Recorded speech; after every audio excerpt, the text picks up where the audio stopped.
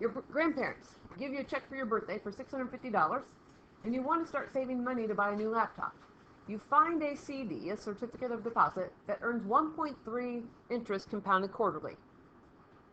Circle the formula that's appropriate to use in the situation. Well, the most important words in this problem are the compounded quarterly. And compounded quarterly means that we're going to use this formula right there. And that formula right there means, if you see the words annually, we use that formula. Semi-annually, we use that formula. Quarterly, we use that formula. Monthly, we use that formula. Daily, we use that formula. So once we know the formula, we're going to list what we know about this problem, which is that we were given $650. And notice that I'm going to say P for that. That's like the A sub O. That's the original amount. Then we've got a certificate of deposit earning 1.3% interest. But when we convert this percent back to a decimal, what's going to happen is 1, 2 spaces to the left.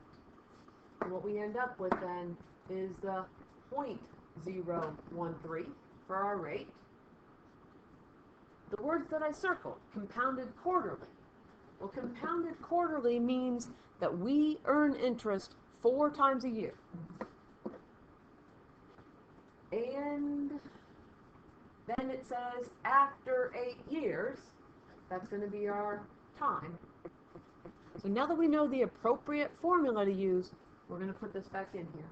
And it's going to be 650 times 1 plus 0.013 divided by 4 to the 4 times 8. And there, show the setup of the model that leads to your answer. That's the setup of your model that leads to your answer. And then we type it in. 650 times 1 plus 0.013 divided by 4, close the parentheses, to the.